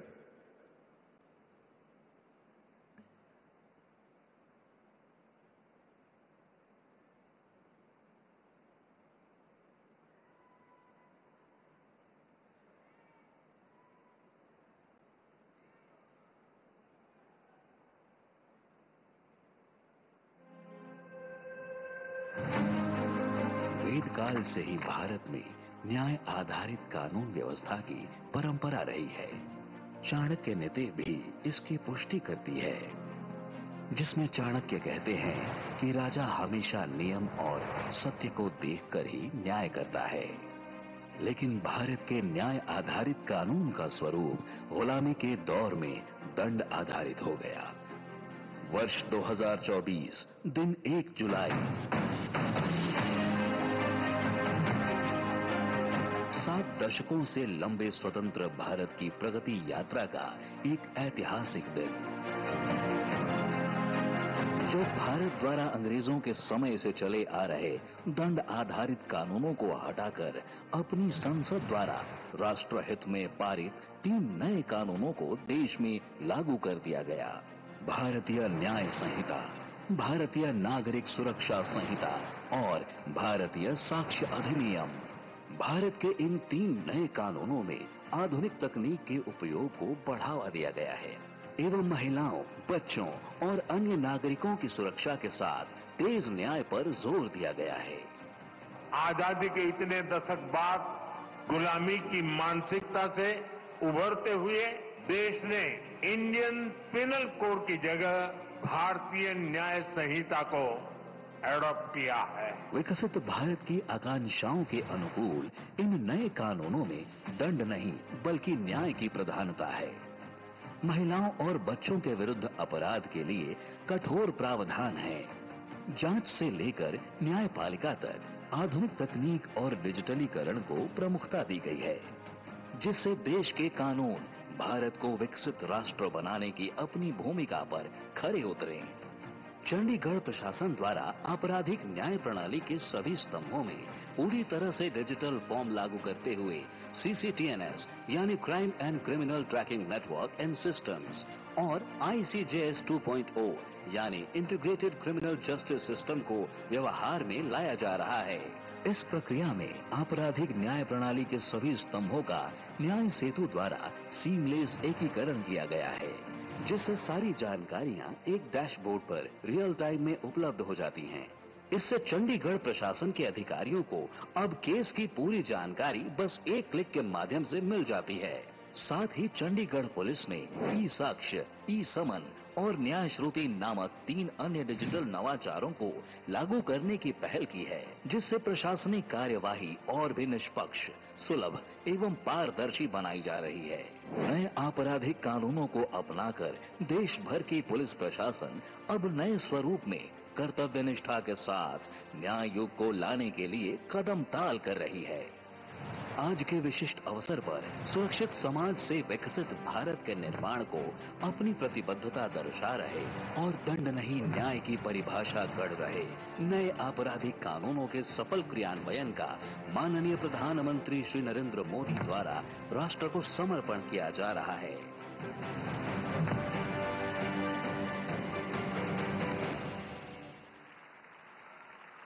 आप सभी को इस उपलब्धि की बहुत बहुत बधाई। देव सज्जनों, एक सुरक्षित, संतुष्ट और शांतिपूर्ण समाज ही विकसित राष्ट्र का निर्माण कर सकता है और इसीलिए माननीय प्रधानमंत्री महोदय ने सदैव स्मार्ट पॉलिसिंग की प्रेरणा दी है। ऐसी स्मार्ट पॉलिसिंग जो आर्टिफिशियल इंटेलिजेंस को अपनाते हुए एस्पिरेशनल इंडिया की आवश्यकताओं को पूरा करने में पूरी तरह से सक्षम हो। ऐसे दूरदृष्टा नेतृत्व को हमारा बारंबार नमन। आइए आप सबके करतल ध्वनि के साथ निवेदन करें माननीय प्रधानमंत्री श्री नरेंद्र मोदी जी से कि वे इस अवसर पर अपना शुभ संदेश हम सबको दें, हम सबका मार्गदर्शन करें। माननीय प्रधानमंत्री श्री नरेंद्र मोदी जी।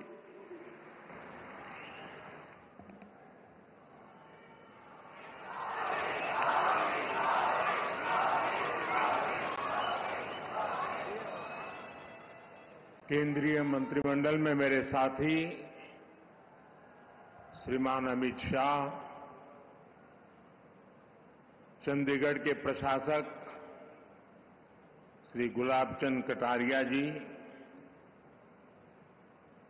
राज्यसभा के मेरे साथी सांसद सतनाम सिंह संधू जी, उपस्थित अन्य जनप्रतिनिधिगण, देवी और सज्जनों, चंडीगढ़ आने से लगता है कि अपनों के बीच आ गया हूं।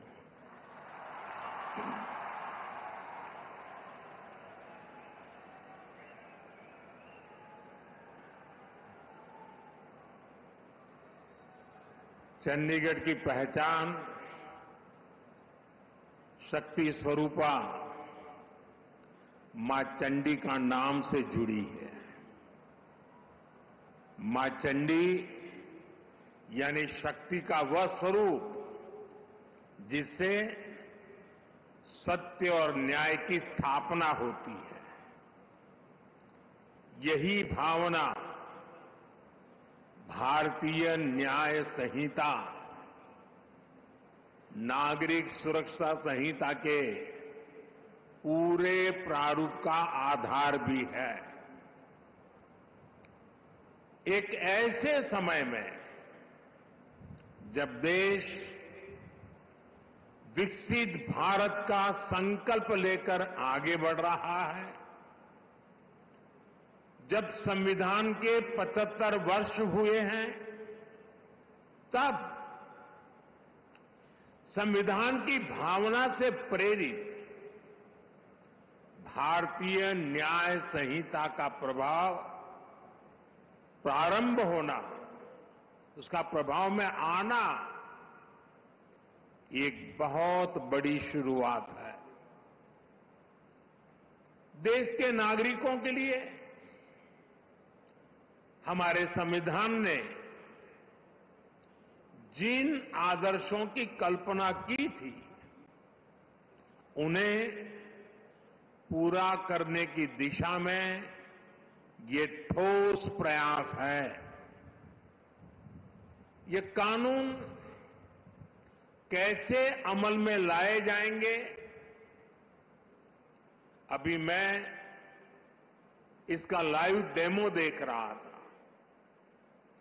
और मैं भी यहां सबसे आग्रह करता हूं कि समय निकाल करके इस लाइव डेमो को जरूर देखें। लॉ के स्टूडेंट देखें, बार के साथी देखें, जुडिशरी के भी साथियों को अगर सुविधा हो वे भी देखें। मैं इस अवसर पर सभी देशवासियों को भारतीय न्याय संहिता, नागरिक संहिता के लागू होने की अनेक अनेक शुभकामनाएं देता हूं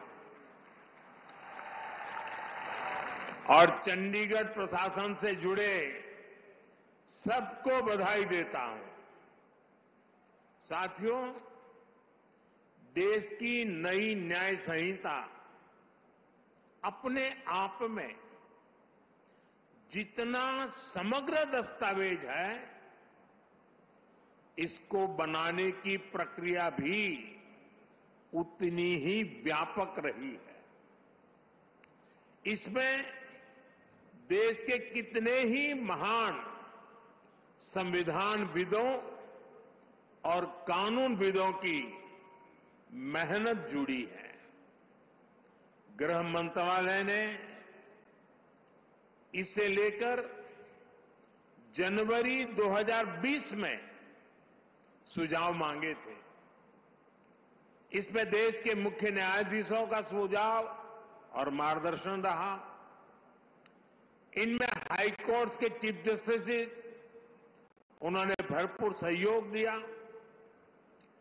देश का supreme court, 16 high court, judicial academies, अनेकों लॉ इंस्टीट्यूशंस, सिविल सोसाइटी के लोग, अन्य बुद्धिजीवी, इन सब ने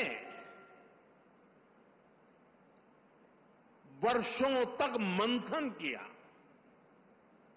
संवाद किया, अपने अनुभवों को पिरोया। आधुनिक परिप्रेक्ष्य में देश की जरूरतों पर चर्चा की गई। आजादी के 7 दशकों में न्याय व्यवस्था के सामने जो चैलेंजेज आए, उन पर गहन मंथन किया गया। हर कानून का व्यवहारिक पक्ष देखा गया,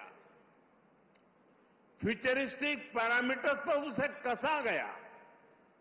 तब भारतीय न्याय संहिता अपने इस स्वरूप में हमारे सामने आई है। मैं इसके लिए देश के सुप्रीम कोर्ट का, ऑनरेबल जजेस का,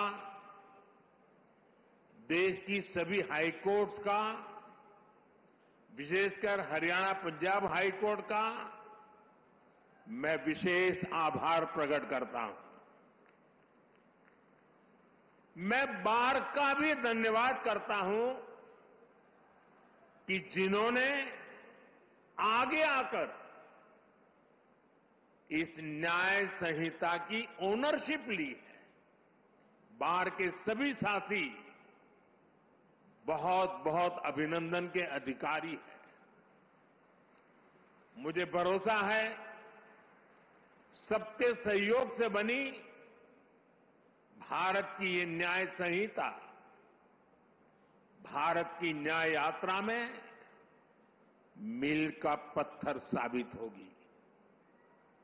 साथियों, हमारे देश ने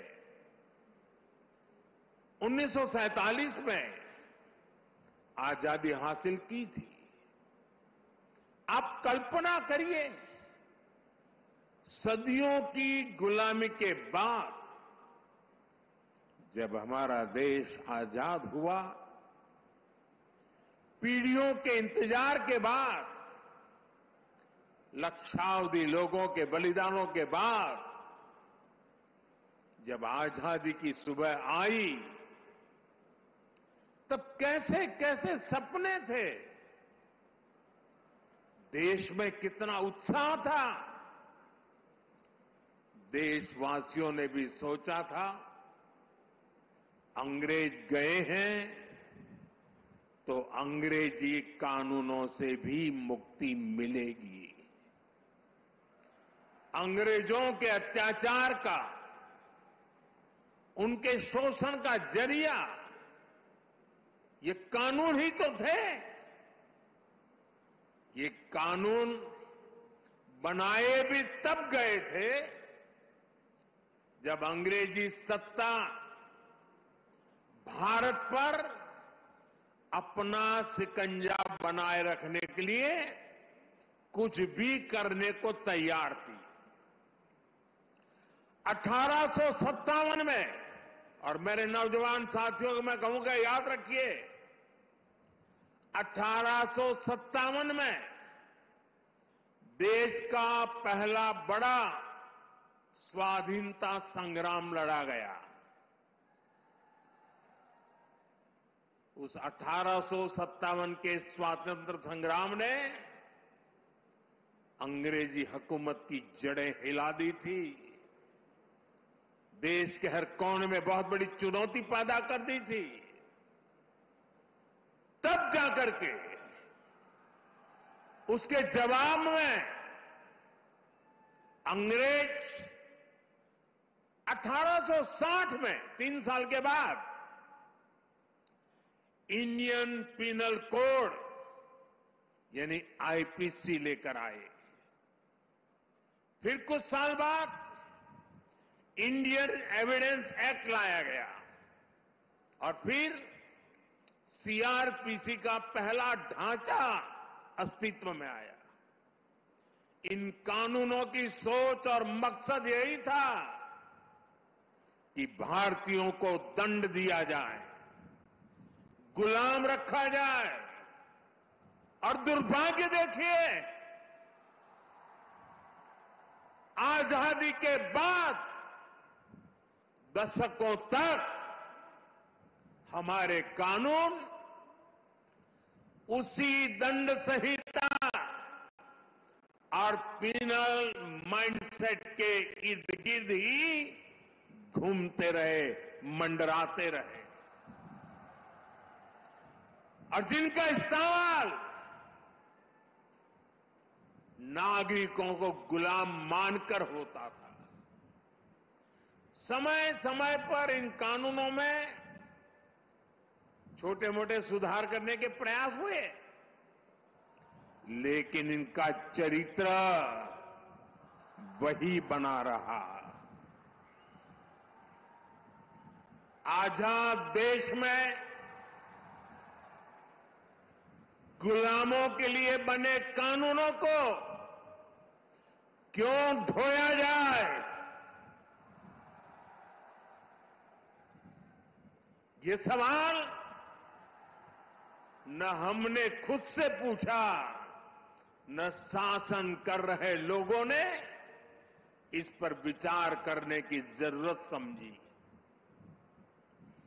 गुलामी की इस मानसिकता ने भारत की प्रगति को, भारत की विकास यात्रा को बहुत ज्यादा प्रभावित किया। साथियों, देश अब उस कॉलोनियल माइंडसेट से बाहर निकले, राष्ट्र के सामर्थ्य का प्रयोग राष्ट्र निर्माण में हो, इसके लिए राष्ट्रीय चिंतन आवश्यक था। और इसलिए मैंने 15 अगस्त को लाल किले से गुलामी की मानसिकता से मुक्ति का संकल्प देश के सामने रखा था। अब भारतीय न्याय संहिता, नागरिक संहिता, इसके जरिए देश ने उस दिशा में एक और मजबूत कदम उठाया है। हमारी न्याय संहिता of the people, by the people, for the people की उस भावना को सशक्त कर रही है जो लोकतंत्र का आधार होती है।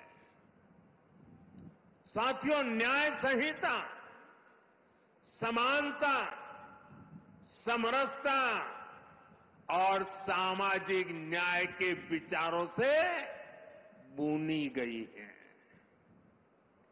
हम हमेशा से सुनते आए हैं कि कानून की नजर में सब बराबर होते हैं, लेकिन व्यवहारिक सच्चाई कुछ और ही दिखाई देती है। गरीब, कमजोर व्यक्ति कानून के नाम से डरता था।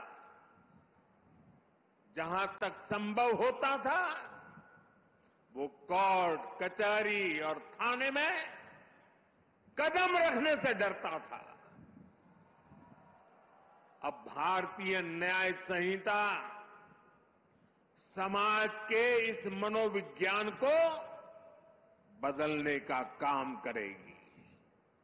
उसे भरोसा होगा कि देश का कानून समानता की, इक्वालिटी की गारंटी है।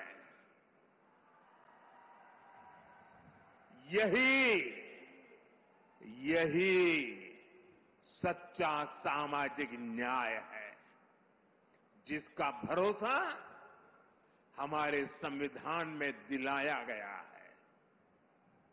साथियों, भारतीय न्याय संहिता, भारतीय नागरिक सुरक्षा संहिता हर पीड़ित के प्रति संवेदनशीलता से परिपूर्ण है। देश के नागरिकों को इसकी बारीकियों का पता चलना, ये भी उतना ही आवश्यक है। इसलिए मैं चाहूंगा आज यहां चंडीगढ़ में दिखाए लाइव डेमो को हर राज्य की पुलिस को अपने यहां प्रसारित करना चाहिए। जैसे शिकायत के 90 दिनों के भीतर पीड़ित को केस की प्रगति से संबंधित जानकारी देनी होगी। ये जानकारी एसएमएस जैसी डिजिटल सेवाओं के जरिए सीधे उस तक पहुंचेगी। पुलिस के काम में बाधा डालने वाले व्यक्ति के खिलाफ एक्शन लेने की व्यवस्था बनाई गई है। महिलाओं की सुरक्षा के लिए न्याय संहिता में एक अलग चैप्टर रखा गया है।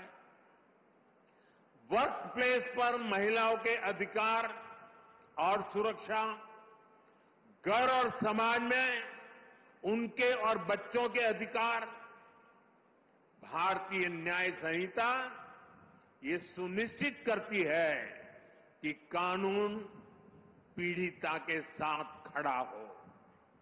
इसमें एक और अहम प्रावधान किया गया है। अब महिलाओं के खिलाफ बलात्कार जैसे घृणित अपराधों में पहली हियरिंग से 60 दिन के भीतर चार्ज फ्रेम करने ही होंगे। सुनवाई पूरी होने के 45 दिनों के भीतर भीतर फैसला भी सुनाया जाना अनिवार्य कर दिया गया है। ये भी तय किया गया है कि किसी केस में 2 बार से अधिक स्थगन एडजर्नमेंट नहीं लिया जा सकेगा। साथियों, भारतीय न्याय संहिता का मूल मंत्र है सिटीजन फर्स्ट। ये कानून नागरिक अधिकारों के प्रोटेक्टर बन रहे हैं, ईज ऑफ जस्टिस का आधार बन रहे हैं। पहले एफआईआर करवाना भी कितना मुश्किल होता था, लेकिन अब जीरो एफआईआर को भी कानूनी रूप दे दिया गया है। अब उसे कहीं से भी केस दर्ज कराने की सहूलियत मिली है। एफआईआर की कॉपी पीड़ित को दी जाए, उसे ये अधिकार दिया गया है।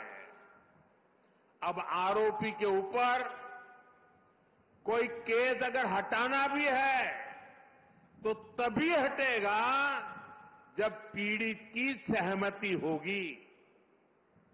अब पुलिस किसी भी व्यक्ति को अपनी मर्जी से हिरासत में नहीं ले सकेगी। उसके परिजनों को सूचित करना, ये भी न्याय संहिता में अनिवार्य कर दिया गया है। भारतीय न्याय संहिता का एक और पक्ष है उसकी मानवीयता, उसकी संवेदनशीलता। अब आरोपी को बिना सजा बहुत लंबे समय तक जेल में नहीं रखा जा सकता।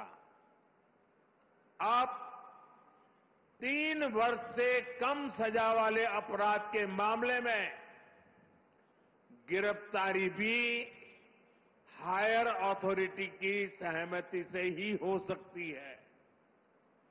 छोटे अपराधों के लिए अनिवार्य जमानत का प्रावधान भी किया गया है। साधारण अपराधों में सजा की जगह कम्युनिटी सर्विस का विकल्प भी रखा गया है। ये आरोपी को समाज हित में सकारात्मक दिशा में आगे बढ़ने के नए अवसर देगा।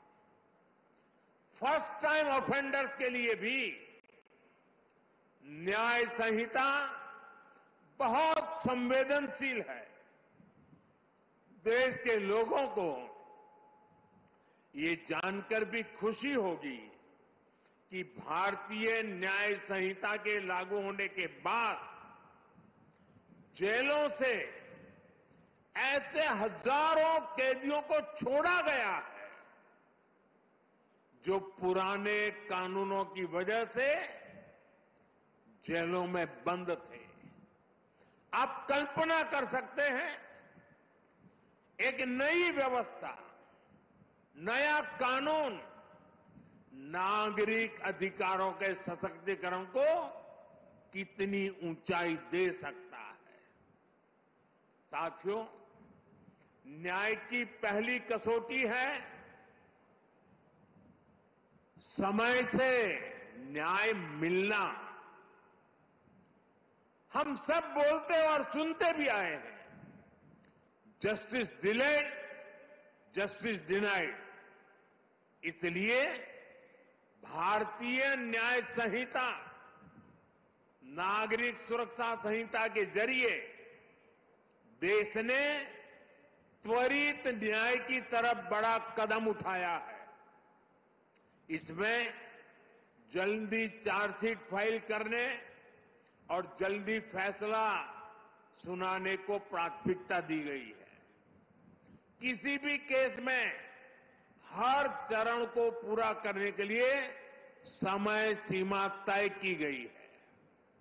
ये व्यवस्था देश में लागू हुए अभी कुछ ही महीने हुए हैं।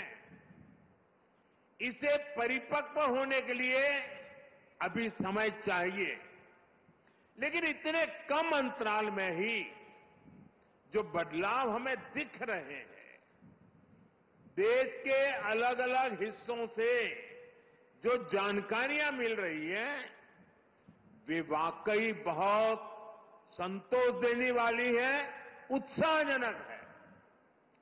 आप लोग तो यहां भली भांति जानते हैं, हमारे इस चंडीगढ़ में ही वाहन चोरी, व्हीकल की चोरी करने के एक केस में एफआईआर होने के बाद आरोपी को सिर्फ 2 महीने 11 दिन में अदालत ने सजा सुना दी, उसको सजा मिल गई। क्षेत्र में अशांति फैलाने के एक और आरोपी को अदालत ने सिर्फ 20 दिन में पूरी सुनवाई के बाद सजा भी सुनाई दी। दिल्ली में भी एक केस में एफआईआर से लेकर फैसला आने तक सिर्फ 60 दिन का समय लगा। आरोपी को 20 साल की सजा सुनाई गई। बिहार के छपरा में भी एक मर्डर केस में एफआईआर से लेकर फैसला आने तक सिर्फ 14 दिन लगे और आरोपियों को उम्र कैद की सजा हो गई। ये फैसले दिखाते हैं कि भारतीय न्याय संहिता की ताकत क्या है, उसका प्रभाव क्या है। ये बदलाव दिखाता है कि जब सामान्य नागरिकों के हितों के लिए समर्पित सरकार होती है, जब सरकार ईमानदारी से जनता की तकलीफों को दूर करना चाहती है, तो बदलाव भी होता है और परिणाम भी आते हैं। मैं चाहूंगा कि देश में इन फैसलों की ज्यादा से ज्यादा चर्चा हो, ताकि हर भारतीय को पता चले कि न्याय के लिए उसकी शक्ति कितनी बढ़ गई है। इससे अपराधियों को भी पता चलेगा कि अब तारीख पर तारीख के दिन लद गए हैं। साथियों, नियम और क्या कानून तभी प्रभावी रहते हैं जब समय के मुताबिक प्रासंगिक हो। आज दुनिया इतनी तेजी से बदल रही है, अपराध और अपराधियों के तौर तरीके बदल गए हैं। ऐसे में 19वीं शताब्दी में जड़े जमाए कोई व्यवस्था कैसे व्यवहारिक हो सकती थी। इसलिए हमने इन कानूनों को भारतीय बनाने के साथ साथ आधुनिक भी बनाया है। यहां अभी हमने देखा भी कि अब डिजिटल एविडेंस को भी कैसे एक महत्वपूर्ण साक्ष्य के रूप में रखा गया है। जांच के दौरान सबूतों से छेड़छाड़ न हो, इसके लिए पूरे प्रोसेस की वीडियोग्राफी को अनिवार्य किया गया है। नए कानूनों को लागू करने के लिए ई साक्ष्य, न्याय श्रुति, न्याय सेतु, ई समान पोर्टल जैसे उपयोगी साधन तैयार किए गए हैं। अब कोर्ट और पुलिस की तरफ से सीधे फोन पर इलेक्ट्रॉनिक मीडियम से सम्मन सर्व किए कर सकते हैं। विटनेस के स्टेटमेंट की ऑडियो वीडियो रिकॉर्डिंग भी की जा सकती है। डिजिटल एविडेंस भी अब कोर्ट में मान्य होंगे, वो न्याय का आधार बनेंगे।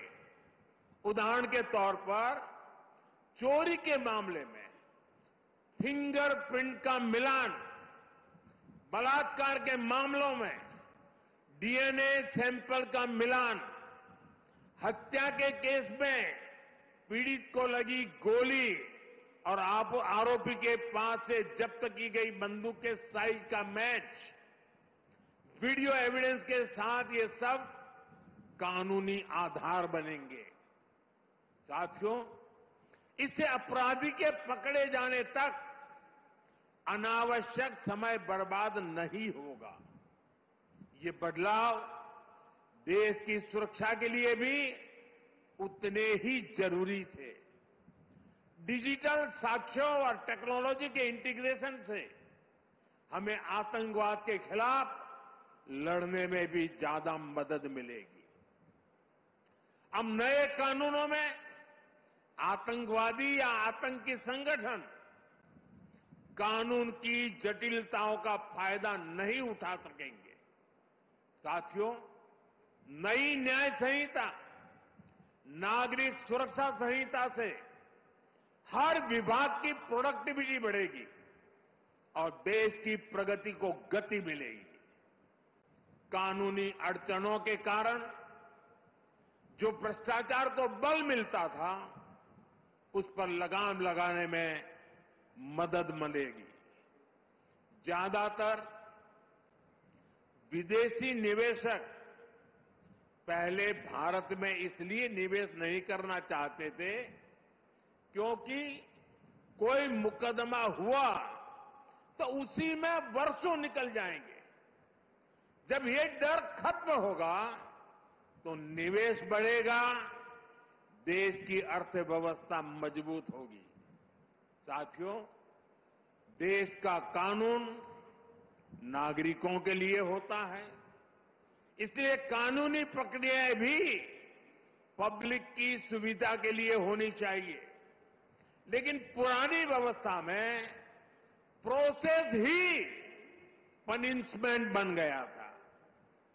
एक स्वस्थ समाज में कानून का संबल होना चाहिए, लेकिन आईपीसी में केवल कानून का डर ही एकमात्र तरीका था, वो भी अपराधी से ज्यादा ईमानदार लोगों को, जो बेचारे विक्टिम हैं, उनको डर रहता था।